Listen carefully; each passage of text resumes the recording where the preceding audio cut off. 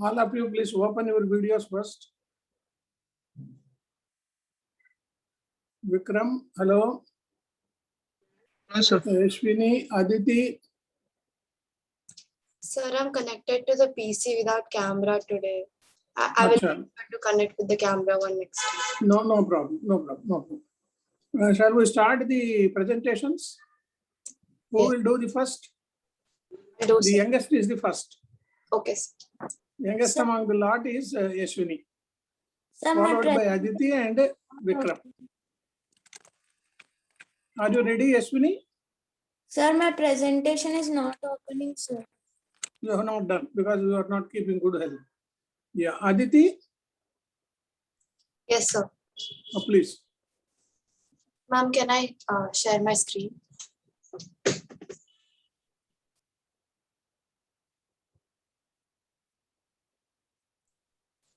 Can you see, ma'am?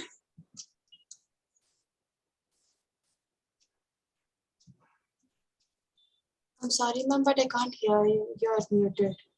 I am muted. Right. Well, I have shared, enabled the screen sharing. Just try it once again. Yes, ma'am.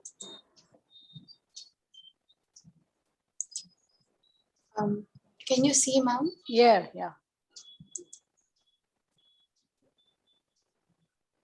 Okay. Can you hear me, sir?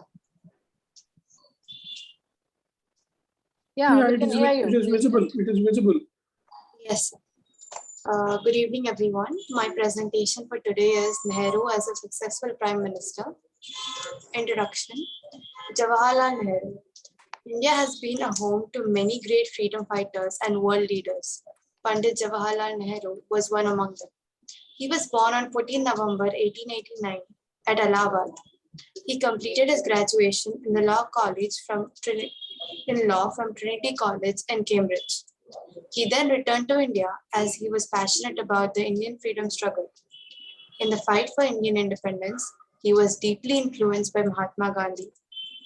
Under his guidance, Jawaharlal Nehru took an active part in the freedom struggle following the path of truth and non-violence. He wrote the book, The Discovery of India. He also wrote a series of letters to his daughter, Indira, telling about the rich social and cultural heritage of India and the importance of freedom struggle. He played a very active role in the struggle for independence with Congress. He was later made the president of the Indian National Congress in 1929. After independence of India on 15th August 1947, Pandit Jawaharlal Nehru achieved progress and prosperity and respect. Pandit Jawaharlal Nehru became the first Prime Minister of India under his astute leadership and global vision. India achieved progress, prosperity, and respect on the international stage. He laid the foundation of democracy in India. His beliefs and works. First, he exemplified his belief in democracy at an international level by adopting the non-aligned policy as a part of India's foreign policy. 2. He believed in peaceful coexistence, and therefore he signed the Panchsheel Agreement between India and China in 1961. 3. He was a great supporter of disarmament and worked hard to create the international order of peace and brotherhood. Following the path defined by Buddha, Christ, and Nanak, he led India, the largest democracy in the world, to a position of respect in the world. Nehru's contribution to modern India. The importance of Nehruji in the perspective of India's history is that he imported and imparted modern values and way of thinking which he adapted to India's conditions. Apart from his stress on the secularism and on the basic unity of India, despite its ethnic and religious diversities, Nehru was deeply concerned with carrying India forward into the modern age of scientific discovery and technological development. In addition, he aroused in the people an awareness of the necessity of social concern with the poor and the outcast and of respect for democratic values. Achievements of which he was particularly proud of were the first, the ancient Hindu civil code, that finally enabled Hindu widows to enjoy equality with men in matters of inheritance and property. 2. The Kashmir region, claimed by both India and Pakistan, remained a perennial problem throughout Nehru's term as Prime Minister. The UN set up a ceasefire line in the region. That demarcation became the line of control that still separates today. 3. Helped frame the Indian Constitution. It was written over a period of 3 years with the help of many leaders. 4. Integration of the princely states into a united India. 5. Setting up the Election Commission of India.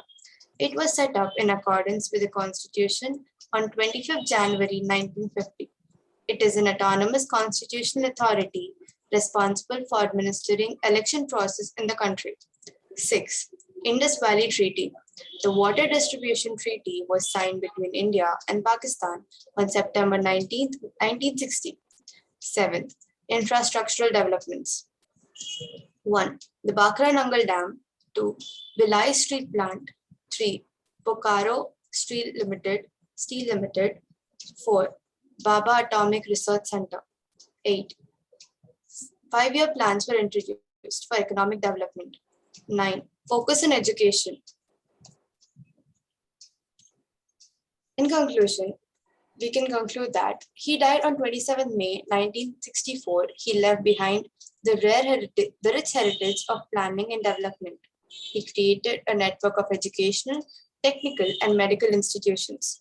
One of the best examples is the establishment of a chain of Indian Institute of Technology and the Indian Institute of Management. He left a legacy of large industrial, agricultural, irrigational, and power projects which led India to the path of technological and infrastructural development. His contributions have been noteworthy in all fields.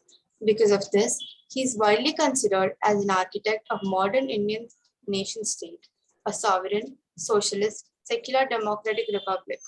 He was one of the few men who made a great impact on the country and the world. Being a favorite among the children and popularly known as Chacha Nehru, his birthday is celebrated as Children's Day in India. He is and will be known for being a visionary and his beliefs for unity of the country and the liberty of mankind. Thank you.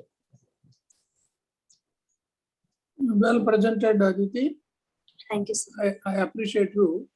As a follow-up for this Prime Minister's, first Prime Minister's reference, and today being Children's Day, I request all three of you to note down 5 former Prime Ministers' names.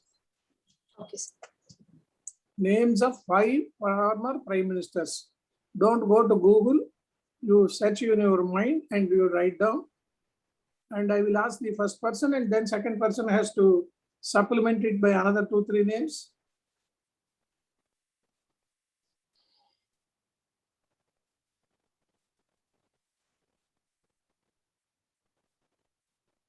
I will start with Yashwini, if she is ready.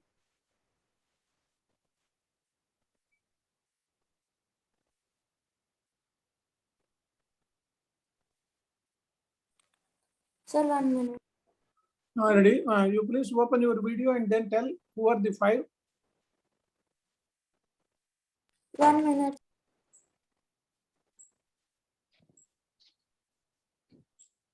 Yeah, please tell. Yeah. Open your video. Sir, I don't know. You do not know. Achha, Former right. Prime Minister. Yeah, former Prime Ministers. You know Nehru and Modi? Yes, sir. Yeah. Other than Nehru and Modi, you just recollect. Nehru family had 3 Prime Ministers. Can you remember who are they? Who is Indira Gandhi? Yashwini? Yes, sir. Who is Indira Gandhi? Prime Minister. Prime Minister, but whose daughter? Nehru's daughter. Nehru was there. You please note down, all of you please note down. I will tell the subsequence of the prime ministers. The first prime minister was Nehru, as Aditi has just now put it. He was there from 47 August to 64th May. That is the longest record so far. Nobody has succeeded him in that record. He was there as prime minister for 16 years, 286 days, almost 1 year. Then Aditi, can you tell another 4 names? Yes, sir. Uh, Indira Gandhi, Rajiv Uh-huh. Gandhi. Then we have P.V. Narasimha Rao. Then we have Manmohan Singh. Right. You have completed 5. Vikram, can you tell some more names? Sir, VP Singh and sir, I'm not remember what. I think I remember one more name. Who is Sir, that? I don't know. I don't remember. Lal Bahadur Shastri. Lal Bahadur Shastri. Then BJP government, other than Modi, any other person was there? Janata government. Atal Bihari Vajpayee. Yeah, wonderful. You just note down. Have you the pen and paper with all of you? Yes. I will just run through. Nehru was there from 47 August to 1964 May. You please note down. Lal Bahadur Shastri succeeded him. He was the only for about a year. Then Indira Gandhi, Morarji Desai, Charan Singh was there only for 170 days. Indira Gandhi was there. She was there for another 16 years. Full 2 terms, and 16 plus 16, 32 years. That was the Nehru's family, plus Rajiv Gandhi, another 5 years. So 37 years. Out of 75 years of independence, we have 50% of Nehru's family ruling the country. That was the glory of that family. Then VP Singh was there, Chandrasekhar was there, P.V. Narasimha Rao was there between 91 to 96. You please note down. P.V. Narasimha Rao, full term, 5 years term was P.V. Narasimha Rao, followed by Vajpayee. Manmohan Singh was there for 10 years, 2004 to 2014. And then finally Modi is there for the last 7 years. That is the record which he is maintaining just for 7 years. Another important thing is tomorrow, 15th November. Have you read any newspaper item on 15th November? Anybody? Vikram, you should be aware of all these things because you are appearing for the prelims examination by June. Whatever is important day, you should note down in your diary or your notebook. Tomorrow is Jan Jatiya Gaurav Divas. You please note down. Jan Jatiya Gaurav Divas. It is meant for the tribal people's welfare. There is a separate department in Government of India, Tribal Welfare Department. A full-fledged secretary is there. A minister is there, Arjun Munda. He is there in the central government. And tomorrow is observed as Birsa Munda Observation Day. Birsa Munda was a famous tribal leader, and in Madhya Pradesh he was there. And tomorrow, our Prime Minister Narendra Modi, he will be inaugurating a railway station. It is not virtual, it is a regular thing. And that railway station was under the PPP. What is PPP? Public-private model. Participation, public-private participation.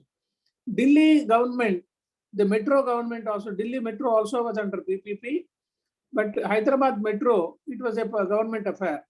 So under this PPP model, it is a government initiative to involve the public also in the building of the nation. So tomorrow, being the Jan Jati Gaurav Divas, Prime Minister of India is inaugurating that Habibganj railway station. That is the first railway station built by the PPP model. You note down, because tomorrow in prelims there may be a question. The other railway stations in India so far for the last 70 years, they were built by government. But here in the PPP model, in particularly when the government is doing this, the PPP model, they will get some benefits. Some 40% revenue will be shared with that particular person who has done. L&T has done this Hyderabad Metro. L&T is also partner of it. Then today's another important thing is, Vikram, have you heard of any meeting today in Tirupati? No, sir. Our Home Minister, who is our Home Minister? One second, sir. I forgot his name, sir. Huh? Just forgot his name, sir. I remember his name, but I just forgot. No. How can you forget? Aditi? Sir, Aziz Shah. Amit Shah. Yeah. Amit Shah, sir. Yeah. You please note down. Today which is 14th November, the Southern Council meeting is being held at Tirupati by Amit Shah. In the morning, he attended one meeting at Nellore under the leadership of Venkaiah Naidu. Again at 3 o'clock, he has gone to Tirupati and he is addressing the Southern Zone Council meeting. What are the southern states? Can Aditi you tell? What are the southern states? Southern states of India, sir. Huh. Tamil Nadu, Kerala, Maharashtra. No. Andhra Pradesh, Telangana, Karnataka. Right. One more is there. Goa. No. Vikram, can you expand? So Chhattisgarh. No. No. South states. You please note down. Start with Andhra Pradesh, because Andhra Pradesh, Telangana, Karnataka, Tamil Nadu, Kerala. How many states now we have?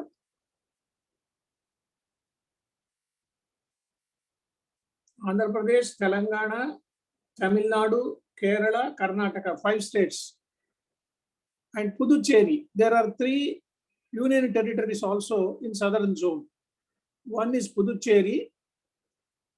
Puducherry is a union territory. Who will be heading it? Whether a governor or lieutenant governor? Vikram? Sir, Lieutenant Governor. Who is the Lieutenant Governor Puducherry? Sir, I don't know, sir.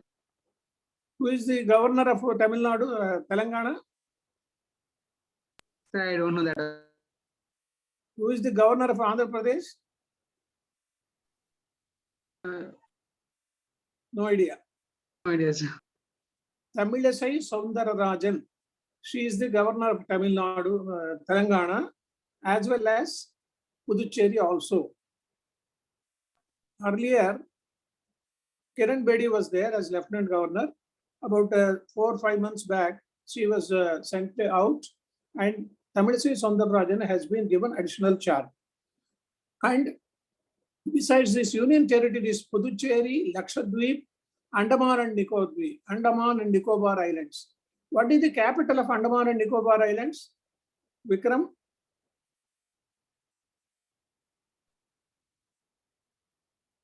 What is the capital of Andaman and Nicobar Islands? I don't remember. I'm not Port going to Blair. the Port Blair. You should know all the 35 union territories and states capitals. That is a fundamental thing. So the meeting started just now, 3 o'clock. And first the chief ministers will present their developmental activities in the state. Jagan Mohan Reddy, KCR, Karnataka, Bommai, we have Piran from Kerala, Puducherry, and all these people, they will present their things.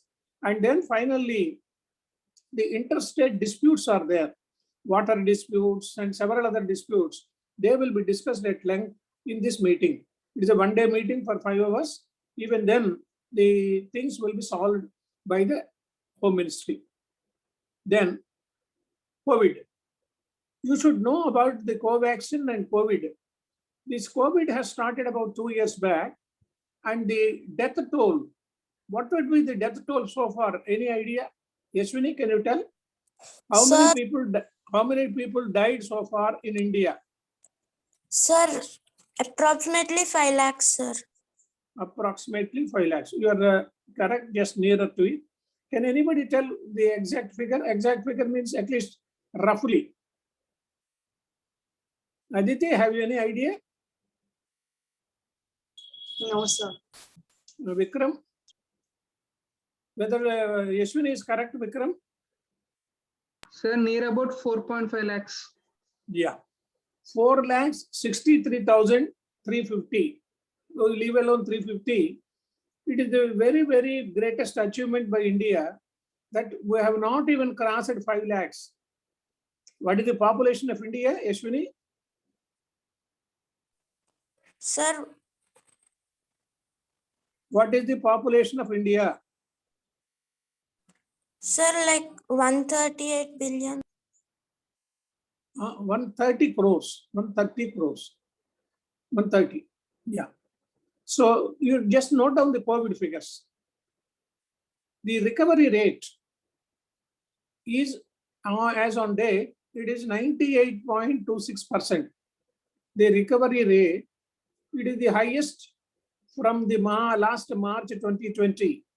Recovery rate is every day increasing. That means the death rates have come down. The total recoveries so far in India have exceeded 3 crores 38 lakhs. And the vaccination, how many people have been vaccinated so far? Any idea, Vikram? 1 million. Million. 1 million. It has crossed 1 million.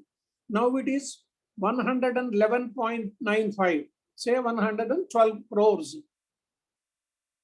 And no COVID test is required for the children under 5 traveling to India. Suppose somebody is coming from other countries, the travel restrictions are also there, and the parameters are also of COVID restrictions have also been notified. Then the recent judgment of the Supreme Court, it gives a wider coverage in the media. That is most important. You please note down. Permanent Commission for Women Officers. Permanent Commission for Women Officers. We have 2 young girls. What does this meaning?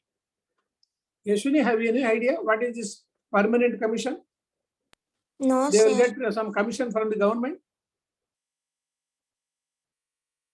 No idea. Aditi? No, sir. Vikram? No, sir. Yeah. You please note down. In the army, people are recruited for 10 years. They will conduct a test, both physical test, mental test, and exam also. And finally, they will select a candidate. He is known as a cadet or whatever it is. And he is there for 10 years.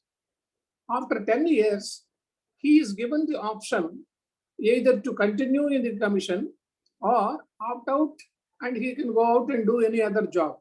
So many people, they work for about 10 years, and there is a possibility of another 4 years extension. So after 14 years, they will get the pension. That according to the pension plan, they will get the pension, and they can apply any other post in any other bank, any government service. They are given ex-serviceman recruitment, and they are given preference also. And most of them, they work and they get full salary because they have served the country, and at difficult times, they are at the border areas also. But the chance or choice for the woman was not there. After 10 years, they are forced to go back.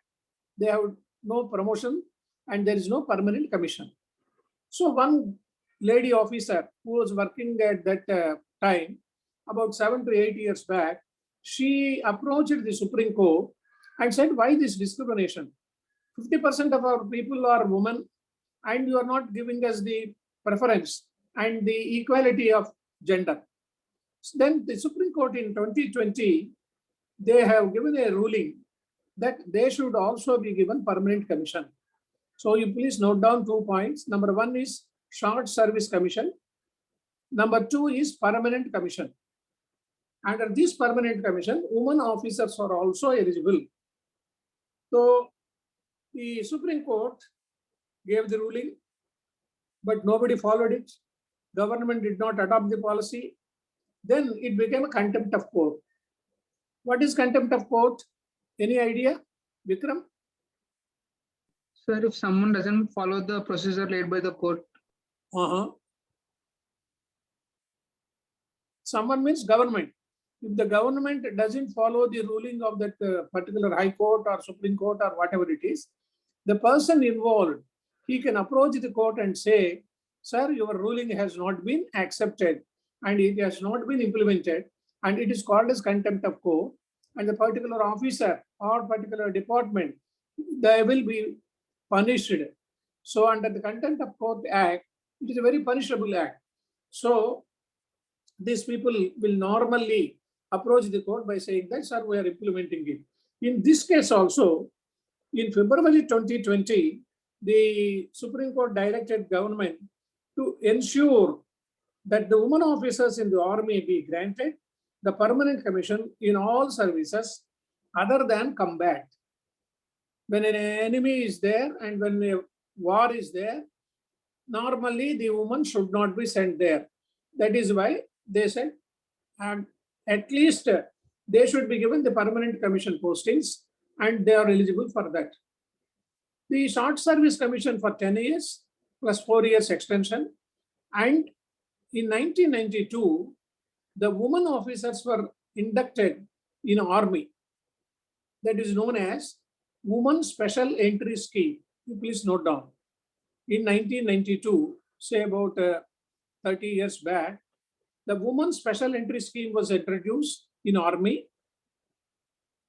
And in 2006, it was replaced by another order saying that short service commission, it is only for 10 years, extended by 4 years if possible.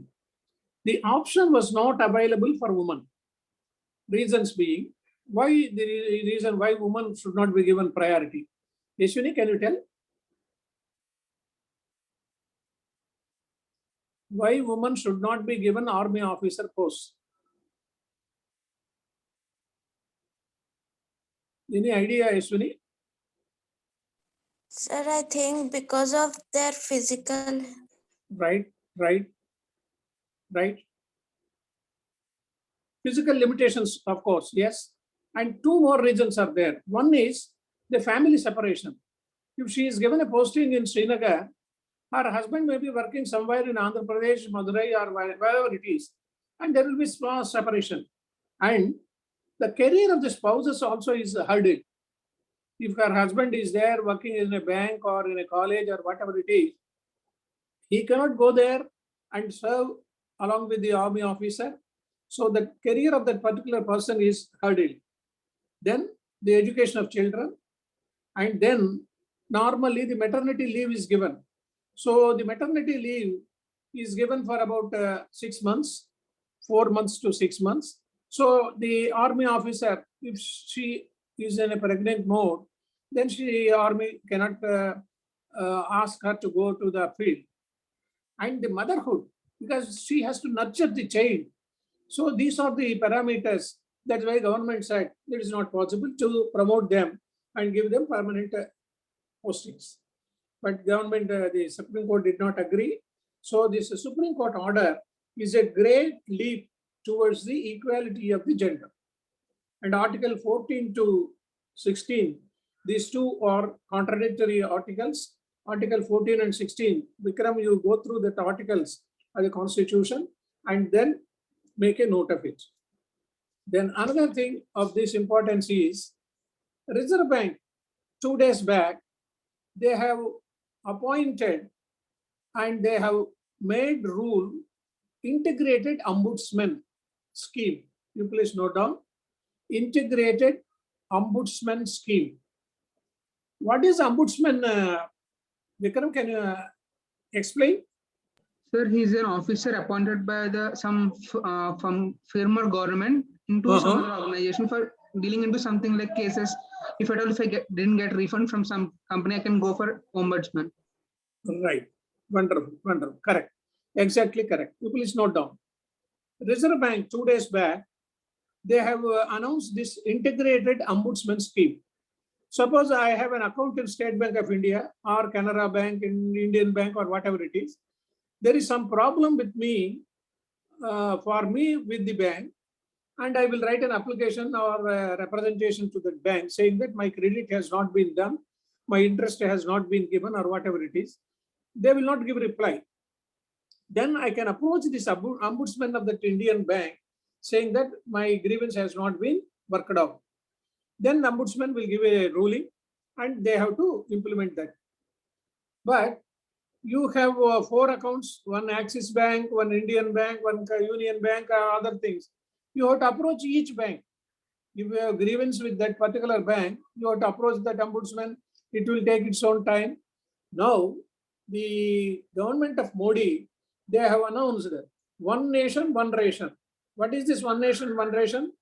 Vikram, can you tell? Sir, One nation, one ration. No idea. no, sir.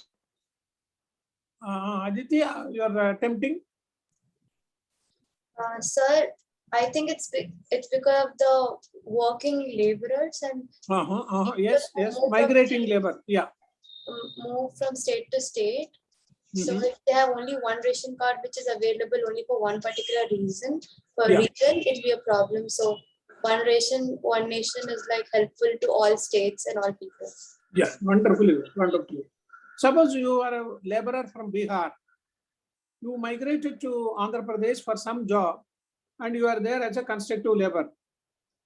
You have the ration card of Bihar, but you cannot get your ration in Vijayawada or Gannavaram because that ration card is only for Bihar. Suppose in Andhra Pradesh gentleman, he goes there to work in a Bakranangal dam, he cannot get his reservation, ration. But according to this, if you have a ration card, you should be given ration anywhere in India. It is a very, very major decision taken by Modi ji. Similarly, in the banking industry also, the Reserve Bank of India, the Shaktikant Mahapatra, who is the Secretary RBI governor, his term has been extended. He is there for the last 3 years, plus another 3 years term also is given. Normally 1 year, one term is given for 3 years, and second term is not extended under exceptional charges. Here, this gentleman, he has taken a decision with the consultation of the other members of the board, one portal, one email address, and one address for all the customers for their complaints. This is a major decision. And even Modi ji also, he complimented the RBI for taking such a decision. RBI will do away with the jurisdictional limitation also. What is this jurisdictional limitation? Suppose you have an account in Vijayawada in Union Bank. You cannot approach, you are there in Hyderabad now, you can't approach Hyderabad or Union Bank saying that my account has not been credited or my account has not been given the interest. You have to go to Vijayawada, physically give a complaint there, wait for the redressal grievance. But in this case, with this new dimension, there is no limitation, jurisdiction limitation, and you can complain anywhere and you will get the reply. Earlier, there were 3 ombudsman schemes in banking. There were 3 ombudsman schemes. You please note down. Number 1, banking ombudsman. If you have any problem with any bank, you will go to that particular bank and give a grievance notice, and then they will get a reply. It was in 1995, it was introduced. Then there was some problem with the non-banking financial companies, mutual funds and all these things. So another ombudsman was given, non-banking financial companies. It was in 2018, 3 years back. So number one was banking ombudsman. It was in 1995. Then non-banking financial companies ombudsman 2018. And finally, the third one was for the digital transactions. Because recently with this internet, you are sending money or receiving money only through digitalization. You Google Pay or whatever it is, and you can send the transactions by internet. So for there any discrepancy, this ombudsman for digital transaction was introduced in 2019. This is the final state. And then we will go to another important thing which happened during this recent things. There was a statement by Bipin Rawat. He is the chief of the army staff. In army, there are 3 divisions. What are the 3 divisions? Yashwini, can you tell? In army, we have 3 divisions.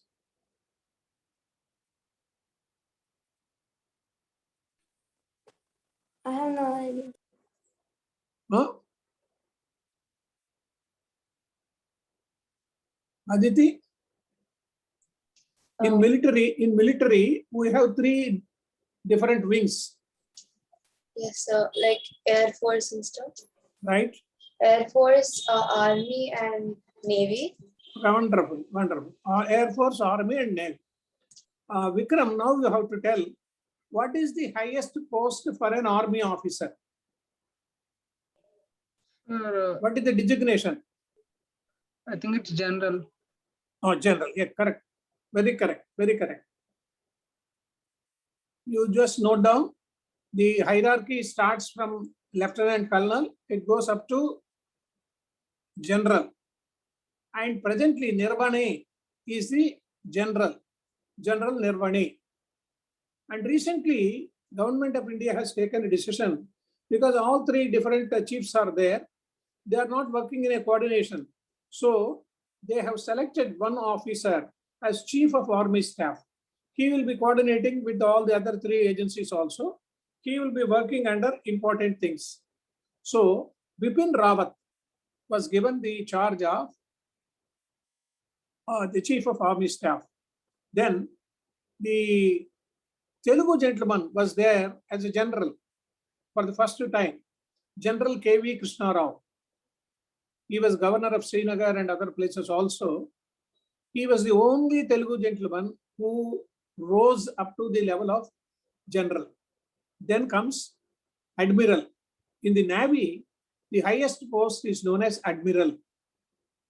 2 Telugu people were able to go up to that rank. One was Admiral Katari Ramadas, and his son-in-law, another Ramadas, he was also Navy admiral. The highest post was admiral, and you have vice admiral. In Visakhapatnam also, vice admiral post is there. East Coast Naval Commanding Can we Force. join again, sir? Yeah, please. Please join again.